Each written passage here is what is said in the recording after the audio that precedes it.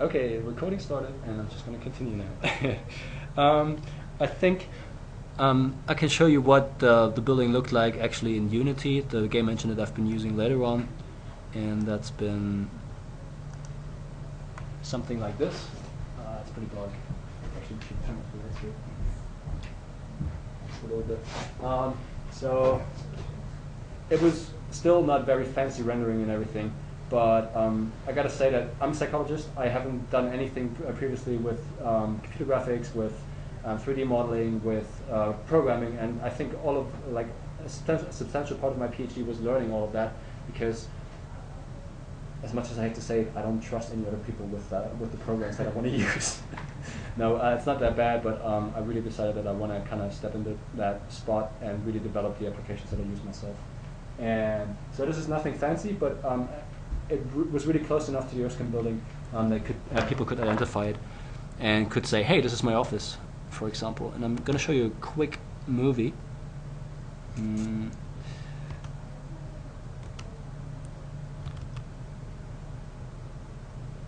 Of just what it looked like, roughly.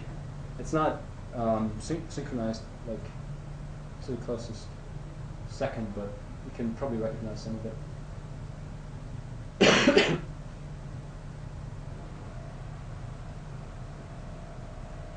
So I guess a lot of people back in, like, that was in 2000, late 2009, early 2010, people were just probably thinking I'm living in the Erskine building, and I just belong to the inventory because I was always there measuring and taking photos all the time. So as you can see, I tried to get some basic modeling done, and so that people really actually recognize certain landmarks and stuff. So that was one of the biggest projects so far I've done, and I'm going to stop that right here.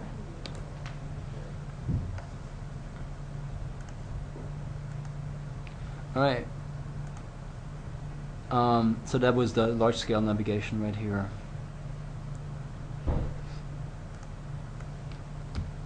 Okay. Now, what's the basis of my thesis then? Since I want to use virtual environments, what for and why for rehab? Well, the thought is that everybody of us is so fundamentally different we're so different from each other. And the thing that is important for me is our brains are very complex and different from one person to the next. It gets even more complicated if brains get damaged, because one sort of damaged area is not like another brain damaged area. So if you have two patients and they are hit exactly at the same spot in their head, a lot of different things still will happen between them. So they're not going to be the same, they're not going to have the same deficits, maybe roughly, but still things are really different. Each of us has a different background, different people in their lives, their families, and so on. So the context for each and every one of us is very different.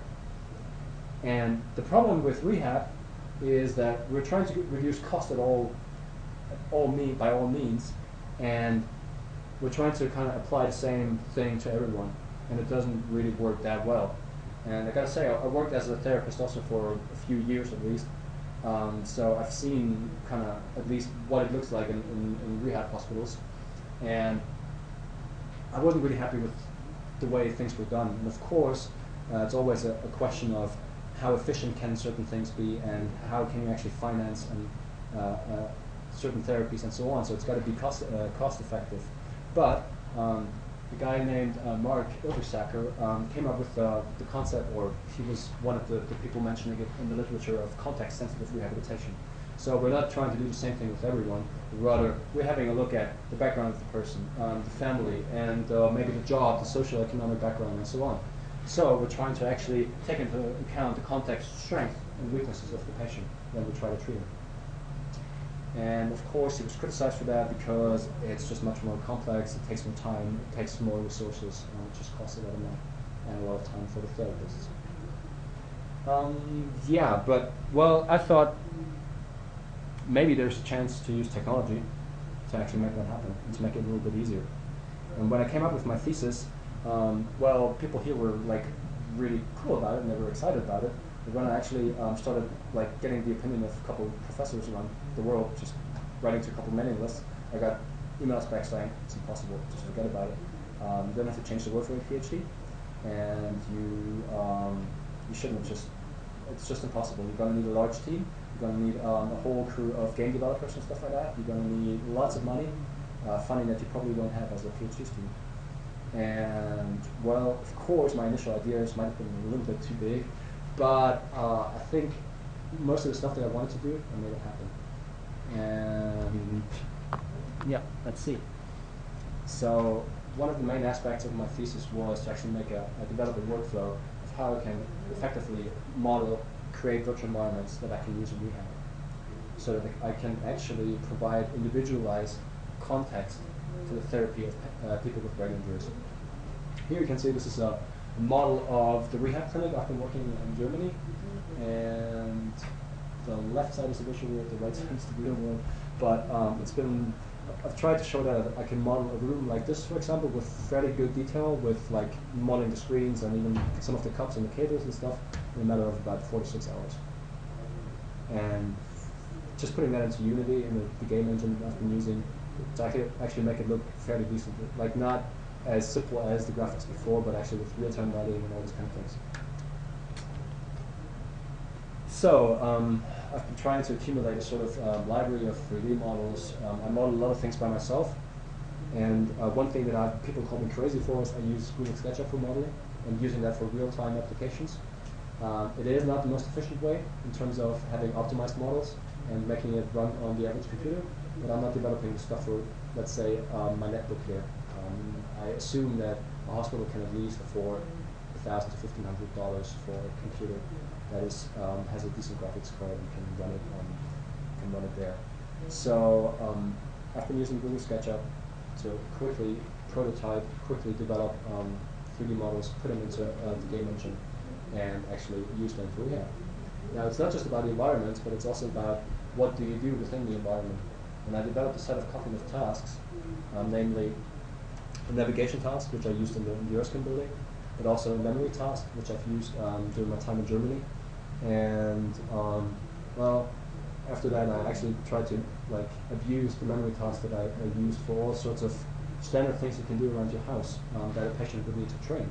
For example, fixing breakfast. So what do you need to do to actually get up in the morning and make yourself a breakfast? You have to remember where a lot of things in your kitchen are. Like you have to know where stuff in your cupboards are and so on. And actually doing all of these things. No problem.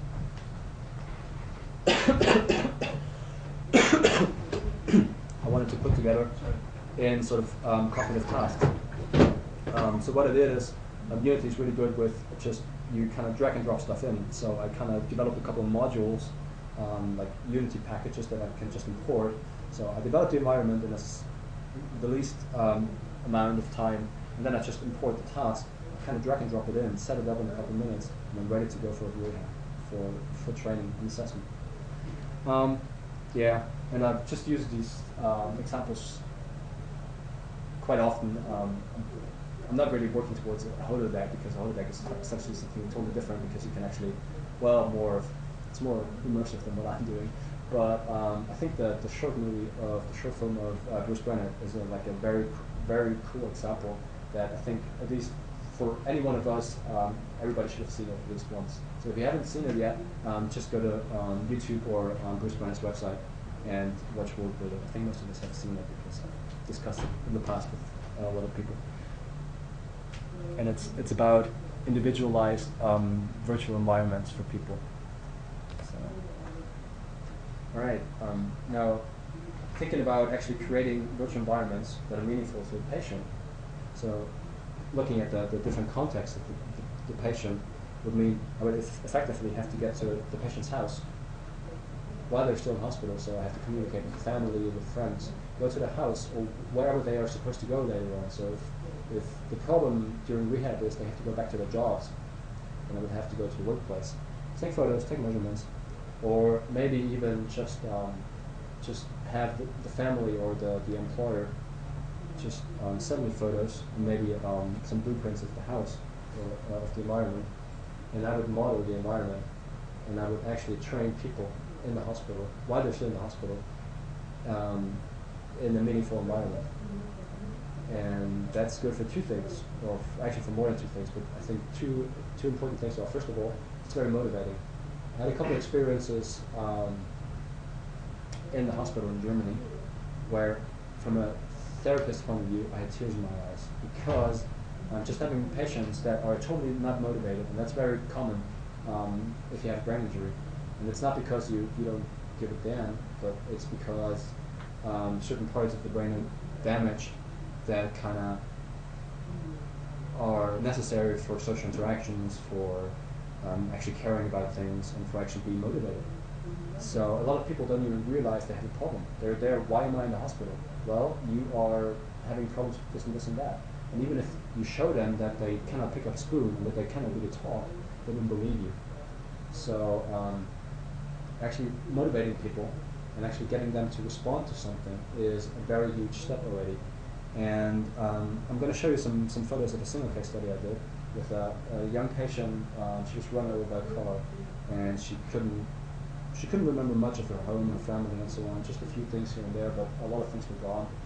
And the other thing is, since she was like hit in the forehead, like a lot of emotions and a lot of social. The skills you need for social interactions are also located like in the frontal area of the brain. And she never really talked by herself. She would answer questions if you asked her, but she would just sit there, no emotions, no nothing, and she would just do as she was told, as far as she was capable. Now, I remodeled her kitchen, some of her living room, and so on, and I showed it to her. And just showing her, she started smiling. And she said, "That's my kitchen." Yes, that's your kitchen. And just that response. But I would have just spent hundreds of hours just to achieve that, because that's huge. And I know, of course, I can't spend 100 hours for each patient, and I didn't. I modeled the whole thing in maybe 15 hours. But that was worth it. And if I can build on that and make it more efficient and get that reaction from more patients and actually help them slowly getting into the motivation and doing tasks more often, then I think I achieved a lot of things already. So yes, what do I have to do and actually to make this work? It has to be efficient, because healthcare providers don't have money. Our economies don't have money nowadays, unfortunately. So like all the budgets for healthcare and for healthcare are just cut. So people are trying to reduce the time that patients spend in the hospital. On average, if you have a stroke, if you're lucky, you get about 3 weeks in rehab, and that's not enough, like not at all. So I have to actually make this happen. I have to develop the application, the environment, and put everything together in the first day or the first 2 days of rehab, because I want to have the maximum amount of time to train with the patient. So it has to be efficient. It has to be recognizable. So whatever environment I come up with, the patient has to recognize it. And of course, it needs to be usable, and not just for the patient, but also for the therapist. So I actually have 2 user groups I have to deal with at the same time.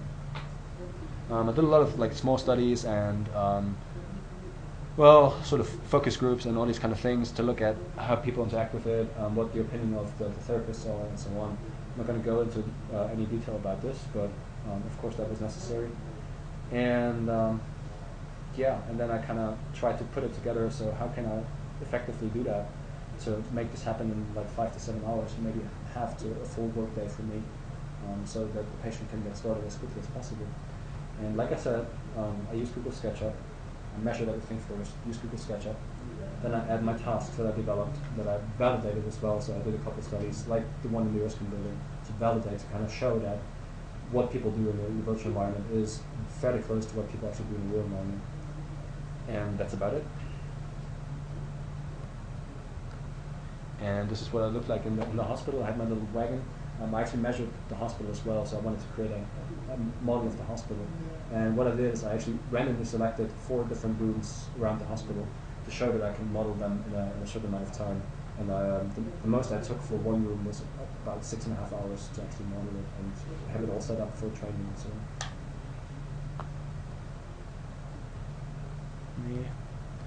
And those are the 4 rooms that I modeled. On the left you can see the 3D model, on the right you can see the photograph that I used. And what I did is I actually went around the hospital, asked patients and staff members where they recognize the rooms and so on, and everybody was able, just about everybody was able to tell me where the rooms are and what the rooms look like and so on. So I think that was quite a success. I think people actually, if they see one of those 3D models, they can say, hey, this is my room, or this is my office. Yeah, so I had recognition rates that were just between 88 and 100%. And like I said, I did a lot of usability studies and so on. One of the big problems that I'm faced with, and that I'm still faced with, and I still don't have a solution for that, is what do I do with all the data? Now, what I do is, of course, I'm not just presenting all the virtual environments, I'm also capturing a lot of data. So I always record where the person is, what the person does, where the person is looking, and so on. And I can add a lot of other things like physiological measures to it. I've been using the emotive epoch, which is like a wireless EEG, where I can just collect data with that, galvanic skin response and all these kind of things, like how stressed is the patient and so on. All of this is possible, but what do I do with all the data? I don't know. Like as a neuropsychologist, I have like a piece of paper and the person draws something or maybe answers item A, okay, do I feel stressed? It's a 7 out of 10 or something like that. That's easy data, I can deal with that, no big deal. We have normative data for all of that, that's easy. But what if I end up with a log file of, I don't know, I probably got 1 terabyte on external hard drives with all the data that I have. I don't know. An example would be the navigation through the Erskine building. There have been lots of navigation studies in the past. All of them were done in psychology departments around the world. Stupid. The world is not a psychology department. It's not long corridors where you have one choice of either going left or going right. No. In order to get from here to, let's say, the Erskine building, you have 50 different choices that you have to make. You can go halfway through the campus and back. You can run in circles and all these kind of things. So it's not just making a choice going left or right and then kind of adding those points up. It's more difficult than that. And people are more difficult than just doing one thing or the other. People have 1,000 thoughts in between, and they don't just do black or white, they do lots of shades of gray. So I end up with a lot of data, and I still am not really sure how to conceptualize all of it. And in the end, what I want to do, of course, is have the data be meaningful for the clinician. So the clinician can make choices, can base their decisions on the data that I give them. And in order to do that, I have to kind of simplify it again, somehow, because the clinician is interested in things like, can that patient go back home? Will that patient be able to do X, Y, Z back home? Is the patient able to work again? Things like that. And in order to answer those questions, well, it doesn't help if I give out a log file of coordinates where the person is looking at. So I kind of have to get that into perspective. And I think it's going to be a lot of work after my thesis. Yeah, so that's the single case study I was talking about. Yeah, I think I'm not going to go into too much detail, but I'm going to show you a video of some of the work I've done with the patient. This is actually the patient's kitchen, and well, I wouldn't say it's pretty, and it's not like it's not one of the, let's say, next generation computer games yet, but I think it's fairly realistic, and that patient definitely recognized her. She recognized her patient, and she was really happy about it. So I took photos. I talked to the parents. I was there. I took photos and videos of the whole place and measured everything, and I created the kitchen here. And well, you can't see much of it, but you're also going to see it in the video. Like lots of items on the table and over on the counter and stuff. And she had to memorize where certain items were, and kind of had to find her way through the kitchen. So these were the tasks I was training her with. Okay. I think before I go on to the next part, I'm just going to show you the video really quickly.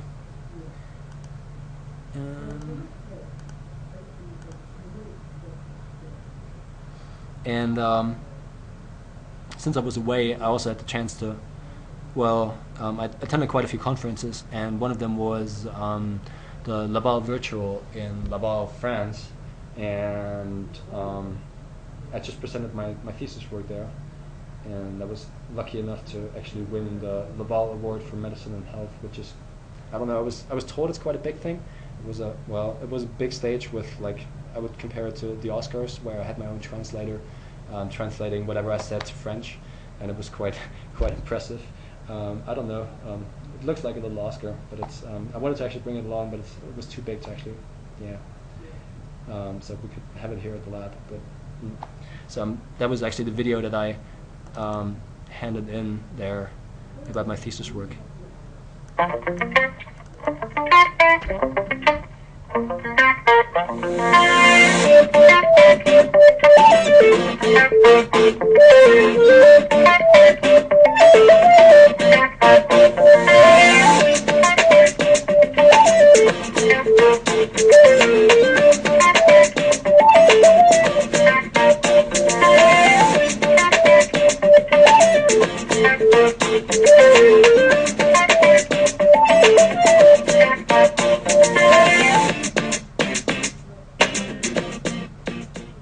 My name is Sebastian Koenig, and I'm working towards the future of rehabilitation.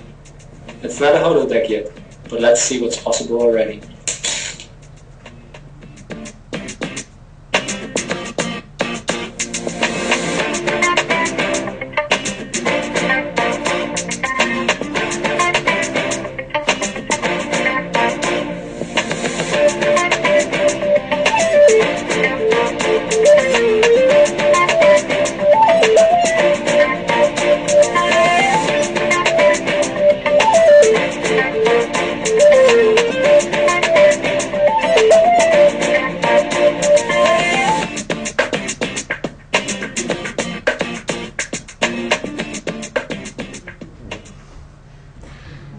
Yeah, so I guess that summarizes my work the best, like most of my thesis. Any questions so far? Because I guess that's a cut in the presentation, because I'm going to talk about the second half of my past year, about the work I've been doing recently. One other thing I was going to ask is, did you look at all into ways of automatically capturing an environment? I've tried to talk to as many people as possible about it. Well, there certainly are a couple of technologies that could make my life easier. None of them I can afford at the moment, and none of them are as far as being either commercially available or as at a prototype stage. Well, first of all, I was looking at just having like laser scanners or something like that, so just make it easier to measure everything. First thing, didn't really have the money for that. The second thing, I was talking to a couple of people that were actually looking at just having a camera, or just automatically translating just the camera images, like having two cameras walking through a room and actually extracting all the textures and all the geometry from it. They were not as far as actually making that happen yet. They're still working. They were back then. That was 2010. They were still working on it. Yeah, I don't know what the stage of their work is at the moment, but I'm pretty sure we're gonna see a lot of stuff coming up for that soon. I know that the Kinect is easily capable of doing just that. I haven't seen any demo yet, any prototype yet that is at the stage where I could say I could use it. I know that in LA at the lab where I've been working, they're all over the Kinect, so they're looking at stuff like that as well. But I think it's not quite there yet. But I think there are a lot of opportunities coming up to make the whole process even much easier for us. Microsoft Research has actually just published a paper in the last couple of months where they've done exactly that with the Kinect. Okay. Being able to capture an entire room just from a single Kinect. So I can forward you a link to the video later if you want to look. Excellent. Yes, please do so. Any other questions? So, your PhD project what's the main point? The main point is just the individualized rehabilitation. So, trying to use means of technology to actually give the patient a meaningful training. And in order to achieve that, I had to put a couple of puzzle pieces together. So I had to look at the technology side, how to make it happen, to make it efficient, but I also had to make sure that I have the training content that's appropriate for the patient. So true. Well, I could show you some of the tasks. Do I have more information about the tasks? I think I do.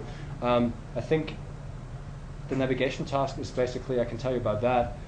It is just in a virtual environment, just giving a couple of target targets within the environment. So let's say I'm standing right here, this is the start, point A, and the point B, the goal would be to just get to the main entrance. And it would tell me, find the main entrance, and then I would have to walk there and everything gets recorded in between. So, and it records all the movement that the user does, and I then can analyze that later on. I have other tasks for orientation as well, and that is a pointing task, for example. So I stand here, and just from the mental representations I have of my environment, I would have to point to a target that I cannot see from my current perspective. So I stand right here, and I know the building quite well. So I know where the main entrance is. And if I'd be asked to point to the main entrance, I'd point roughly this way. And this sort of skill is also important for not exactly navigation. I think there's some literature out there saying that this might not exactly be necessary to actually find from point A to point B. But that's a task that I used for kind of how do people actually perceive the environment, and how do people actually have a mental image of their environment. How do you use this data for therapy? Well, what I do is I know I have a lot of standardized neuropsychological tests that do assess exactly that. So I have a lot of wayfinding navigation tests, pen and paper tests, and I kind of try to find out how they correlate with each other. I try to validate them against it. So having like, it's a validity analysis, looking at do the results from my tests actually match up with tests, pen and paper tests that are established that are supposed to measure the same thing, and do my results actually differ from tests that are not supposed to be the same. So let's say my results shouldn't correlate strongly with results from maybe a language test, because they have nothing to do with each other, but they should correlate strongly with a navigation test. And that's kind of the things I've been doing, mostly validity analysis. And yes, so the navigation task was one of them, the pointing task was the second one, and the third one I think I have a video on my website for that.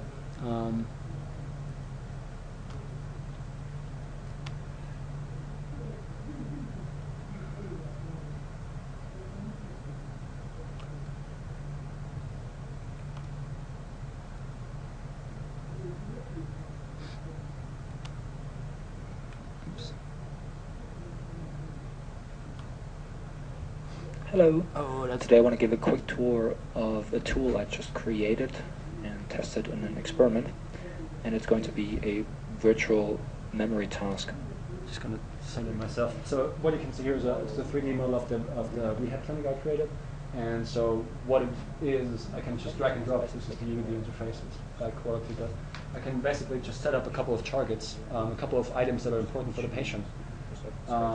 So in this case here, in this area, I would define like, I have a couple of items there that would be important, but let's say for another example, like in the patient's kitchen, I would define, let's say the cups in the cupboard, and maybe a glass of water, and maybe the butter and the bread and some other items that you need to actually make your breakfast. And those are the items that the person has to memorize. I put them at a certain spot, and the patient looks at it from one perspective. You can slightly see that there are two red dots here in the picture. Each of them representing a perspective that the patient's going to be faced with.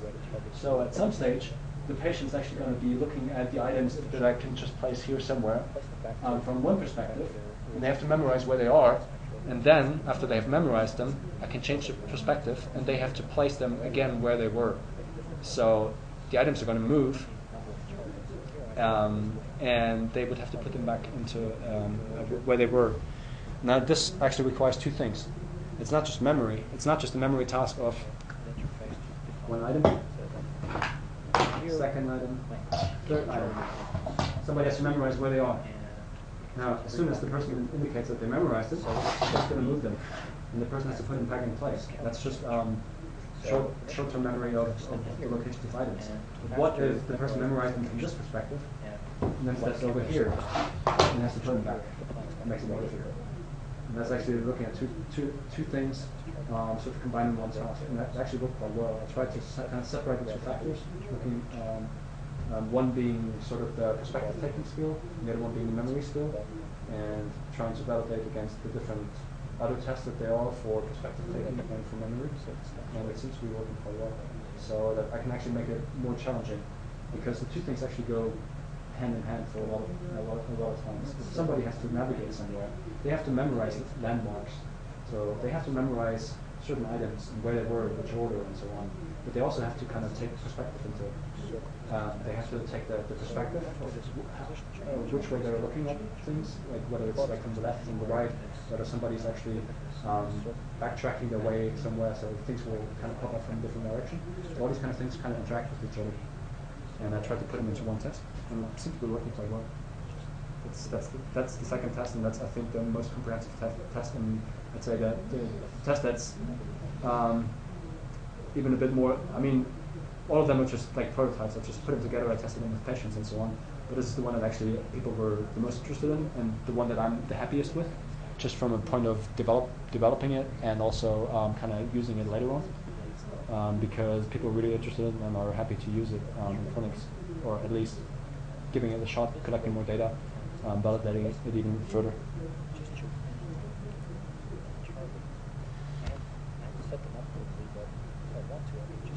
So yeah, those are the tasks I developed. So part of the PhD is the technical aspect, making it all happen, but a major part is also the sort of neuropsychological point of view, where I have those tasks and I need to validate them and show that it actually makes sense and that they're useful for test and training.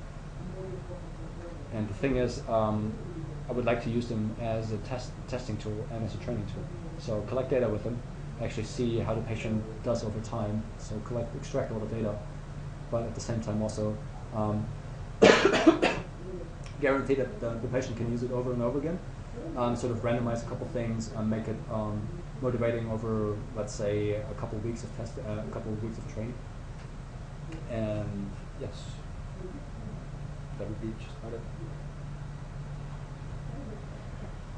Any other questions?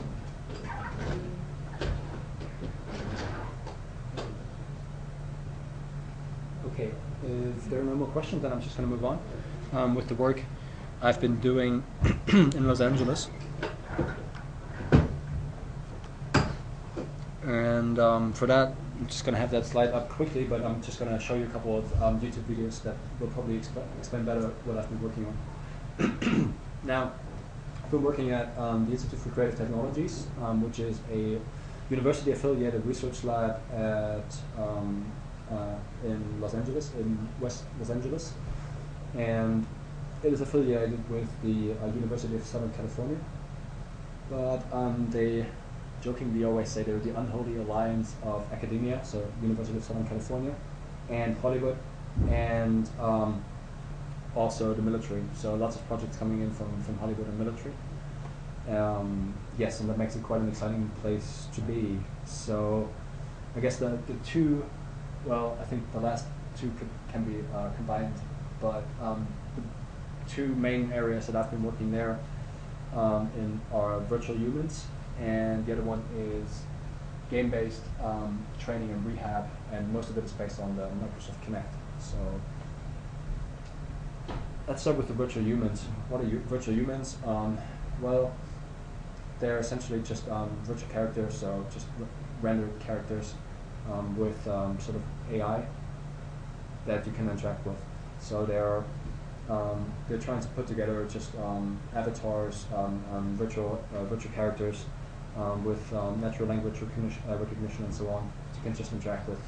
And it's not just in video games, but they rather want to use them for example, rehabilitation, meaning that they're supposed to be like a guide, or supposed to be like a point of contact for patients, so that they can communicate with and sort of provide support for a patient.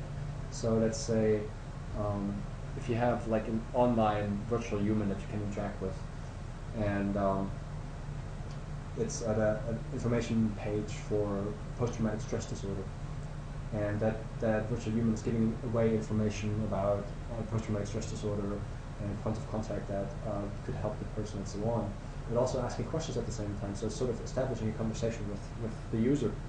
it could then sort of just use the information from the conversation, sort of what the virtual human gathered, and make recommendations based on that. So it's not just sort of a one-way communication, but also trying to kind of make it very interactive.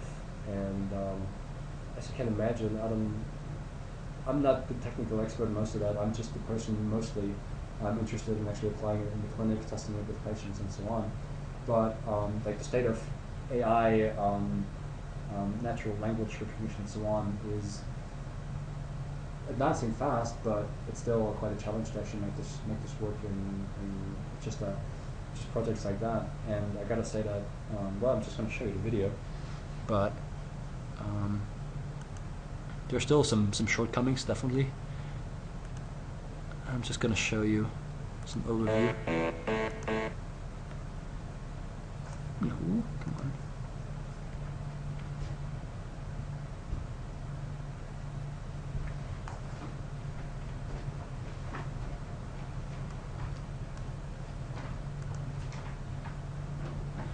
Come on, internet. Should have changed it to 480.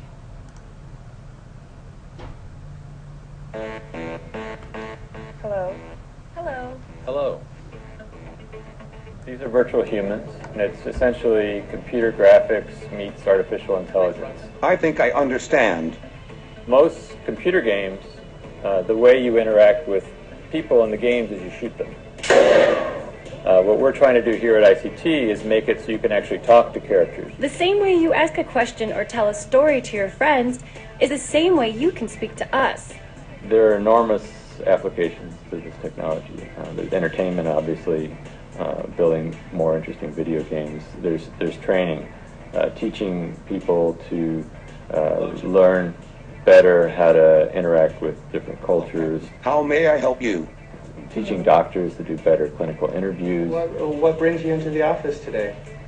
A lot of the research is trying to understand what people do when they're having a conversation, and then breaking that up into different components, and so trying to recognize speech.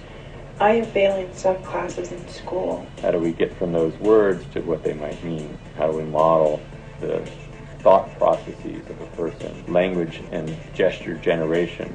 Hello, Captain. It is not polite to point. Each of these are sort of subdomains within computers. I'm just going to stop it right here. So that was just basically, you've seen pictures of just about every project that they have in virtual humans there.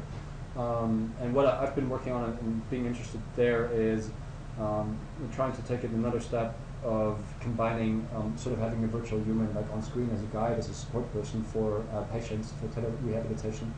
But on top of that, adding like tracking technology like just a webcam or like the Microsoft Kinect, and using that to capture more information from the patient, as in emotional state, eye tracking, and all these kind of things, to extract more information and to give more, let's say, more of a better model of what the user state at the moment is, to be able to provide better support, to be able to actually use it more in a clinical way, sort of to tailor the information that is given to the patient in a better way, and to also give more feedback to the therapist as well. And since I'm also, yes? So I feel like a lot of therapy kinds of things have this sort of emotional component to them, and I understand, for dispensing information and stuff like that, having a virtual character could be really helpful. But in terms of providing emotional support for somebody with like PTSD or whatever, do you think that somebody would really look at a virtual character and be like, and the virtual character is like, oh, I'm sorry you're having a hard time with that, and I think strictly that is not what the virtual human or the virtual character is supposed to do. So they're not there for really emotional support, but mostly just for giving out information. So they're not there to replace like a therapist. That's hopefully never going to happen. Because I do, well, I'm a researcher as well, but yeah. So that's I think not exactly the point. Of course, they're looking at how likable is a character and what sort of character could be put in there that would kind of at least start to establish a bond between a virtual character and the user. But the way I see it is that's hard to achieve, to actually have a sort of the emotional support of a virtual character, because that's just from the realistic, from the realism of the character and so on, and also from the sort of way you communicate with somebody on screen. It's just way different than when we just stand next to each other and just or just knowing that it's not a real person. Right. And so investing emotional connections into it would be difficult. But I guess that brings us to like discussions of uncanny valley or whatever, realism of characters and so on. And as you've seen, like some of those characters just look like a cheap computer game from like early 2000s. But I think they're slowly getting there. That they're actually quite realistic, like starting to get quite realistic. And I think there are still issues like with speech language processing and so on. That sometimes still don't pick up what you're saying if you have a heavy accent and stuff. Lots of issues, but I think it's quite exciting to see what's happening here. Well, definitely for dispensing information and that sort of thing would be very useful. Yes. So do you use these virtual characters, or have you tried them out? Yeah, we have lots of demos there, and you can try them all the time, and you can actually start talking to them. How does the voice recognition work? Fairly well. And the thing is, if you're a user that is not familiar with the system, they usually have sort of, if they don't understand you, they're going to try to advance the whole story in a way that you wouldn't even notice that they didn't understand you. So I think for a naive person that's not familiar with the system, it appears to be excuse me fairly well. Even though if you've seen the demo a couple times, you don't recognize when actually the system didn't recognize what the person was saying. And it's been used. There are installations like you've seen those two women standing next to each other. They're like, I think in the Smithsonian Museum. They're like museum guides, and they talk about American history and all these kind of things. So they're being used. And also there's the SimCoach project, which is like a military project for returning veterans, giving support in terms of post-traumatic stress disorder. So that's being used, and it's at least in experimental stages. So I think people are slowly adopting that technology. The second thing that I want to show you is the game-based rehab, and that's what I'm working on the most. And that is also based on Unity. So I was quite happy to jump into another Unity project, and it's using the Kinect. I think most projects are at ICT now using the Kinect in one way or another. And I'm just going to show you another video. Now if I load it up, it's going to...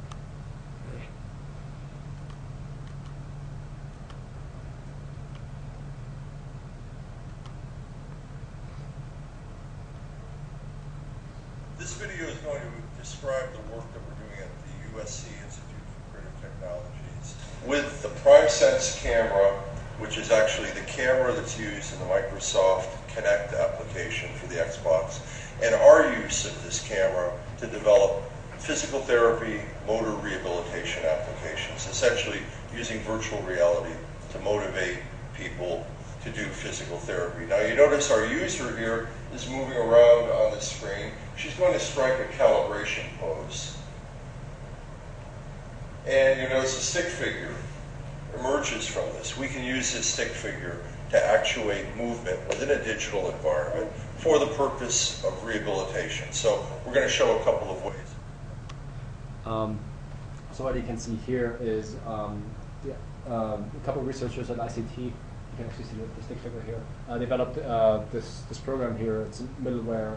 It's called FAST, F-A-A-S-T, and that's basically allows people to actually use to connect with a PC, with a Windows-based PC. So, and we've been using that to just create applications for physical therapy, for a PC, and using them in hospitals. And it's mostly one of the applications I'm going to show you is called Dual Thief. It's mostly sort of training for balance and for upper extremity reaching and movement grasping behaviors. And but you can see an overview of a couple of prototypes and a couple of things that people have been working on in the lab there. They've used the Kinect in one way or another, so it's been used all over the place. What I've been doing there is basically the dual mind game that I just mentioned has been already there when I got there. So it's basically you go through. I might be able to show you a video in a minute.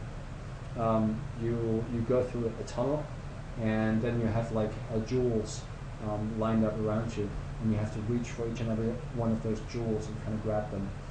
And the thing is that this is also some sort of individualized therapy approach, because you can place the jewels exactly where you need them for each patient. It's calibrated for each patient. And so you can essentially define, the therapist can define what he wants to train with the patient. If you place a jewel out of reach of the patient, they might have to take like an additional step to reach a jewel, and so on. So all these kind of things.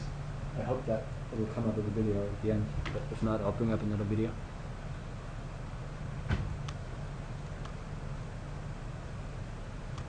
Ah, there we go. That's the Jewel Thief game, or Jewel Mine game.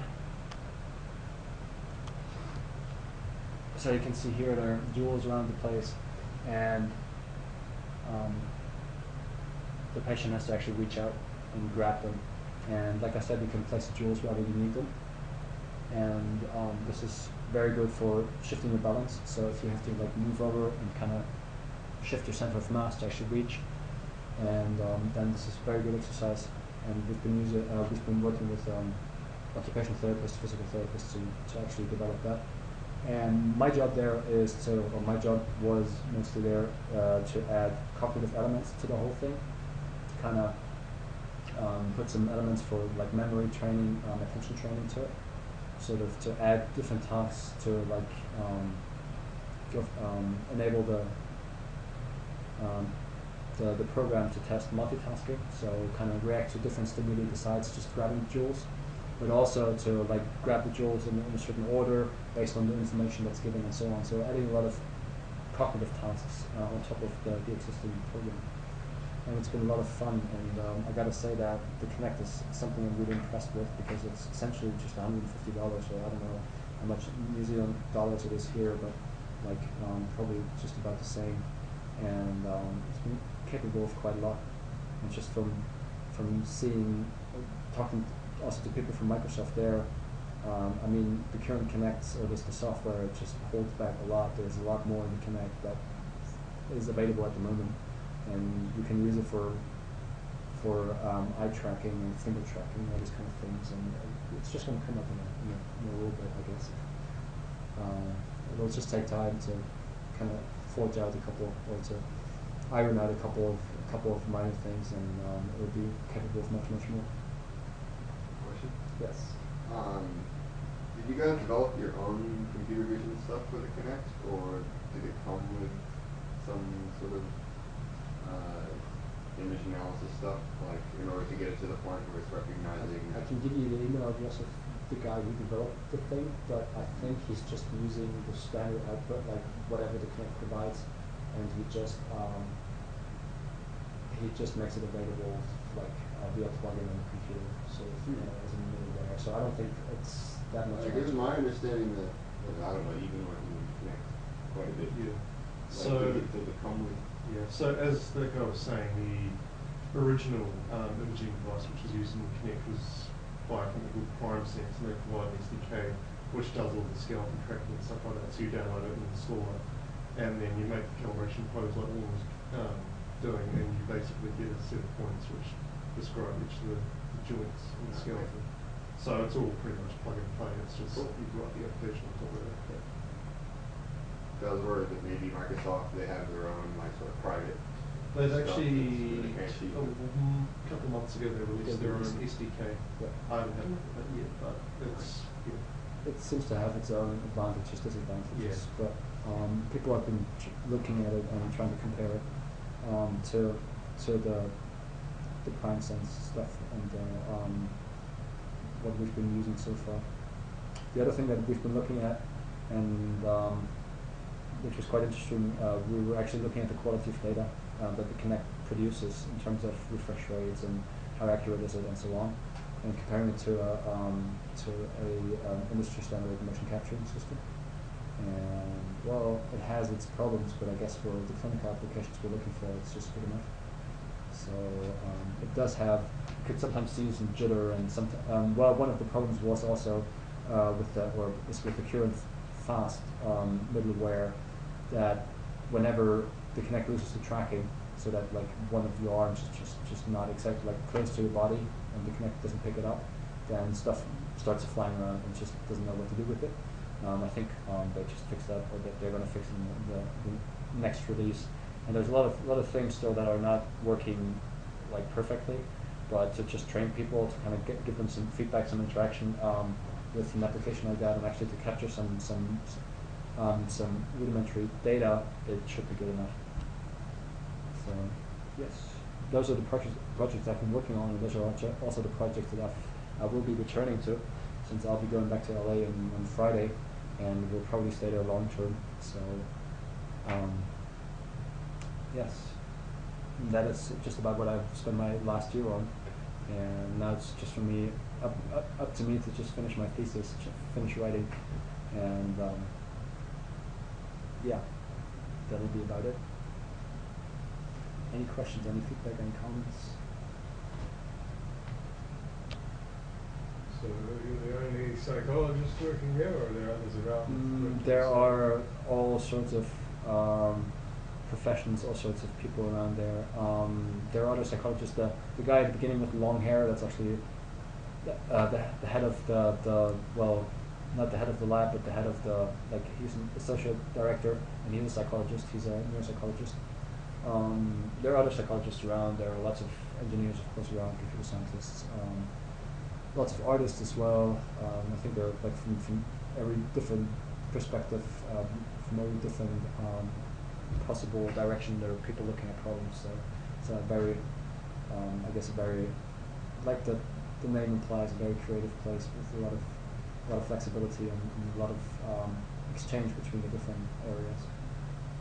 And I guess the lab is mostly known for some of its work for Hollywood, and that would be Paul Dubovic's technology he used, where he's doing some of the animations and the lighting of characters for blockbuster movies, and he received a Technical Academy Award last year for his work on Avatar and a couple others, and Benjamin Button and so on, where they have like a light stage, which is like a huge dome of lights and cameras where they can sort of artificially create any lighting condition for any character, and they just render that out and just put it into any movie, and that's quite impressive stuff they're doing there. So it's a very interesting place because you have so many different directions, so many different labs, research groups working together. And there's some of the AI work and some of other groups like Chad Lane just around the corner from